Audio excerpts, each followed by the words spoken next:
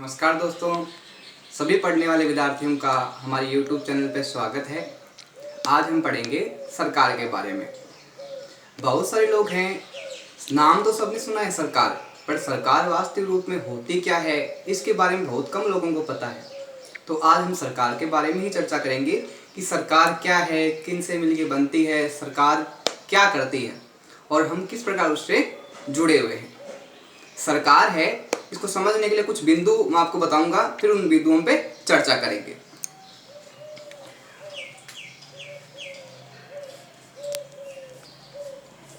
सरकार है वो संस्थाओं का समूह है। पहली आती है संस्थाओं का समूह है। दूसरी आती है इसमें जनजीवन को व्यवस्थित करने के लिए।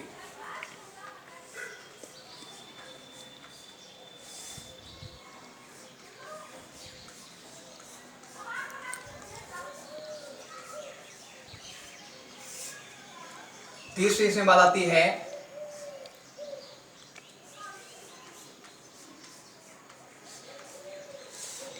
कानून को बनाने। चौथी बात इसमें आती है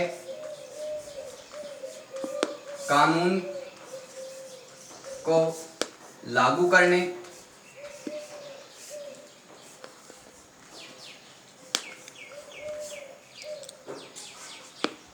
पांचवी आती है इसमें व्यवस्था पर आधारित।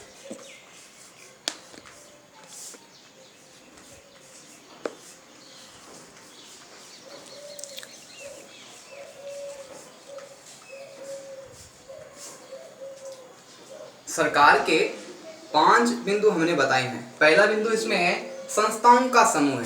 सरकार क्या होती है कि कोई एक संगठन या समूह नहीं है, बहुत सारे संस्थाओं को मिलके किसका निर्माण होता है, सरकार का निर्माण होता है। अब जो सरकार है वो करती क्या है, दुनिया में, संसार में, देश में, समाज में बहुत सारे लोग होते हैं और उन लोगों के जनजीवन को सही तरीके से चलाने के लिए, एक प्रकार से व्यवस्थित करने के लिए भी सरकार का निर्माण किया जाता है। तीसरी बात है इसमें कानून बनाने। सरकार क्या करती है, सरकार कानून बनाती है। कानून क्यों बनाती है कि समाज में जो व्यवस्था है वो सही तरीके से चल सके, किसी प्रकार की समस्याएं समाज में उत्पन्न नहीं हो, लोग है सही तरीके से कार्य कर सके। कानून को लागू करने, अब कानून बनाए हैं तो कानून को लागू करना पड़ेगा, उसकी कठोरता से लोगों को परिचित करवाया जाए, लोग कानून के कारण अपने नियमों का, कर्तव्यों का पालन करें। बाद में व्यवस्था पे आधारित है।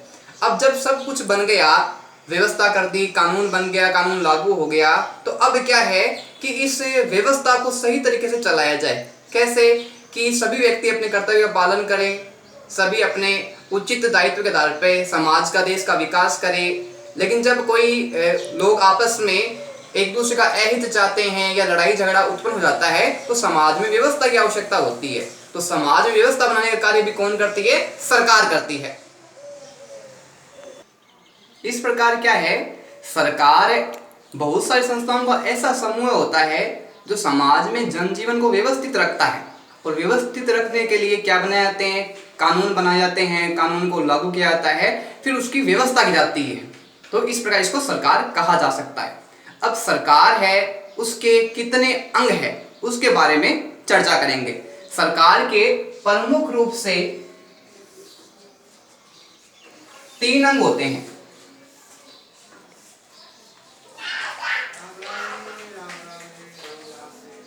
सरकार का जो पहला अंग है वो है व्यवस्थापिका।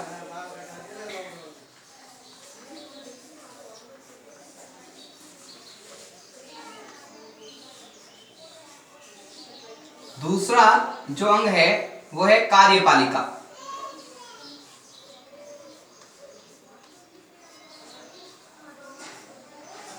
तीसरा जो अंग है वो है न्यायपालिका।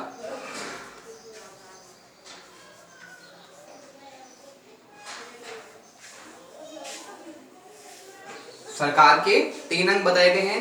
पहला अंग है व्यवस्थापिका, दूसरा है कार्यपालिका और तीसरा है न्यायपालिका।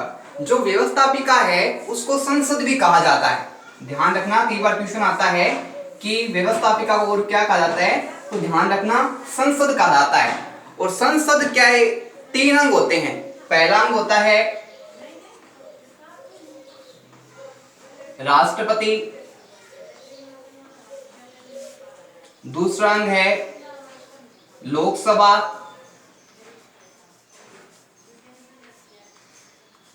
तीसरा अंग है राज्यसभा।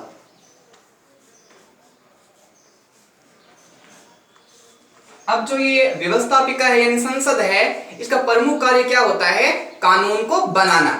कई बार ये भी पूछा जाता है कि प्रमुख कार्य क्या है, तो कानून को बनाना।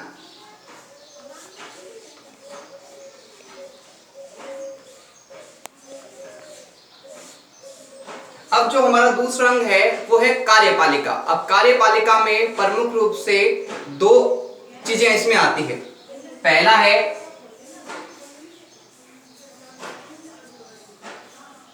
प्रधानमंत्री प्लस उसकी मंत्रिपरिषद।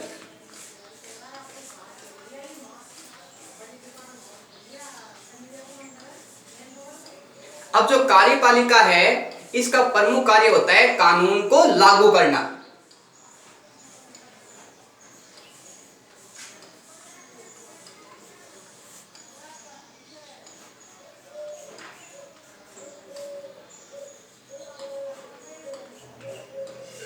तीसरा जो हमारा अंग है वो है न्यायपालिका। न्यायपालिका में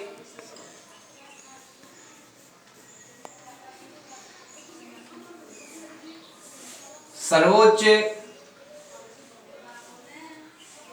व उच्च न्यायालय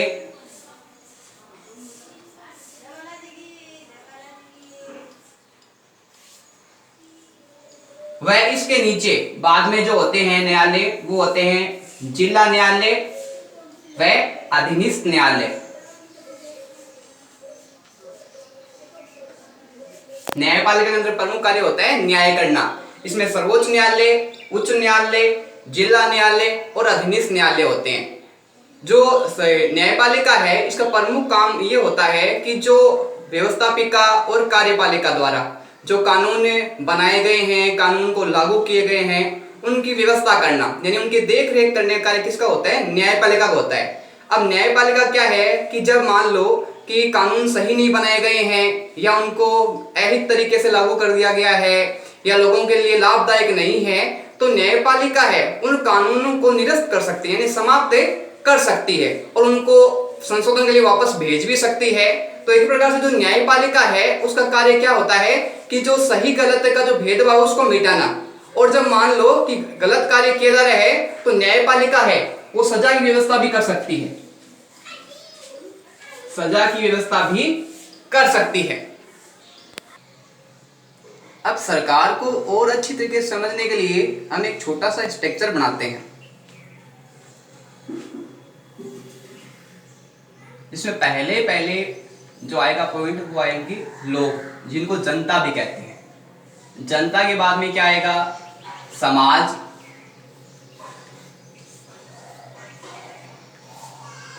समाज के बाद में आएगा संगठन, संगठन के बाद में क्या आएगा, राज्य, और राज्य के बाद में क्या आएगी, सरकार। एक प्रकार से जो सरकार की रूपरेखा है वो इन चीजों से मिलकर बनी है, जिसमें पहले क्या आएगी जनता, जनता के बाद में समाज, समाज के बाद में संगठन, संगठन के बाद में राज्य, राज्य के बाद में सरकार। अब इसको समझने के लिए हम कुछ बिंदुओं पे चर्चा करेंगे कि सरकार जरूरी क्यों है।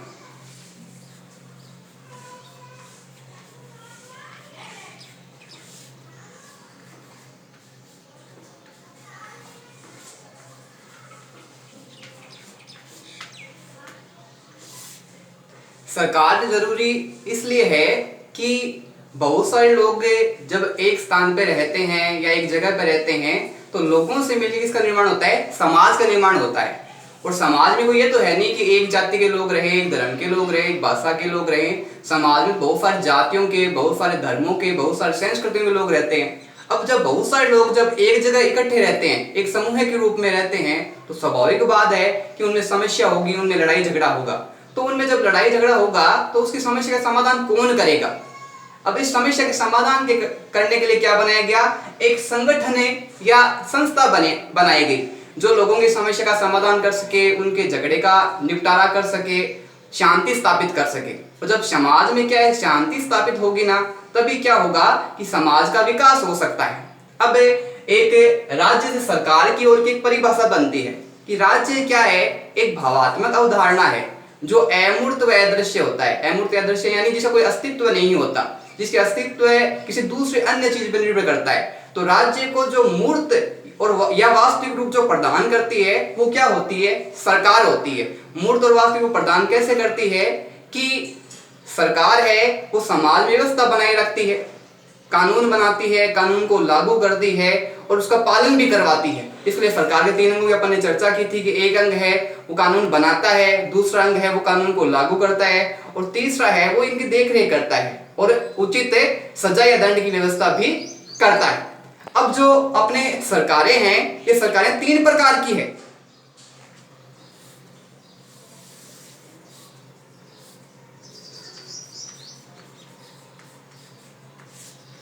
जिनको हम सरकार के प्रकार भी कह सकते हैं एक प्रकार से।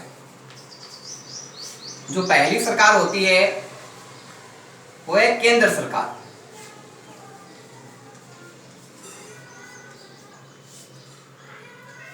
दूसरी सरकार है वो है राज्य सरकार, जिसको प्रांतीय सरकार भी कहते हैं।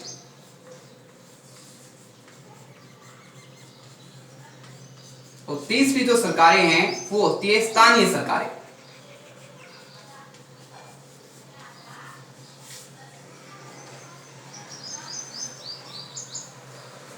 अब जो ये पहली सरकार है केंद्र सरकार है, दूसरी सरकार है राज्य सरकार जिसको प्रांतीय सरकार भी कहते हैं, और तीसरी है स्थानीय सरकार। जो केंद्र सरकार है प्रमुख रूप से वर्तमान में इसमें कौन सी है? मोदी सरकार है, मोदी सरकार है। और जो मोदी सरकार है वो कौन सी पार्टी से संबंधित है? भाजपा से संबंधित है। अब जो केंद्र सरकार होती है ये समस्त शासन की व्यवस्था, देश की जो शासन व्यवस्था है उसको चलाती है, उसकी देखरेख करती है। यानी एक प्रकार से कहा जाए तो केंद्र सरकार देश की केंद्र बिंदु होती है, यानी मुख्य बिंदु होती है, जिसके आधार पे समस्त देश की शासन व्यवस्था को सही तरीके से चलाया जाता है। केंद्र सरकार के बाद में आती है राज्य सरकारें, जिनको प्रांतीय सरकार भी कहते हैं। जैसे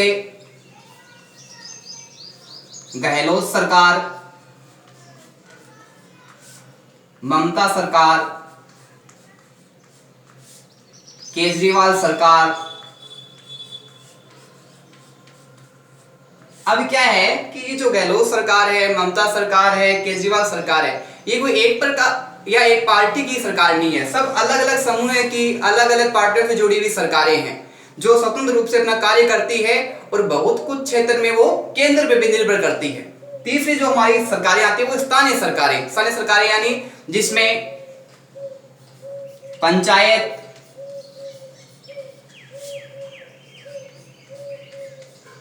नगरपालिका,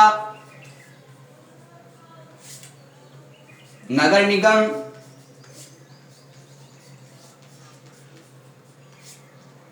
नगर परिषद,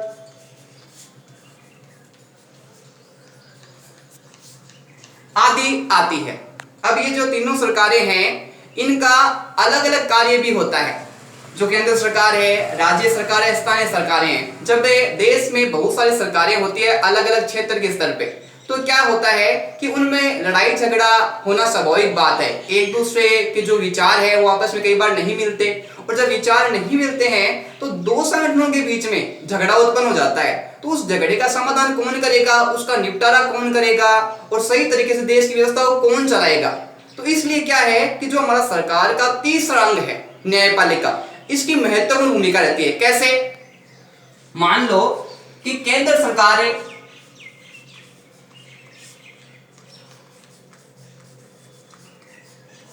व राज्य सरकार।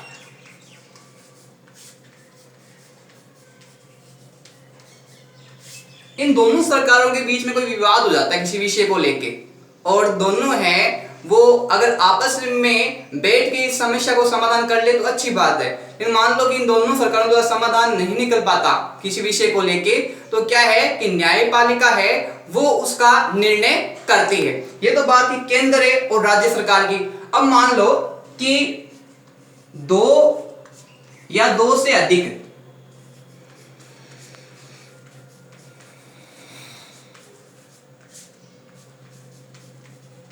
राज्यों में विवाद,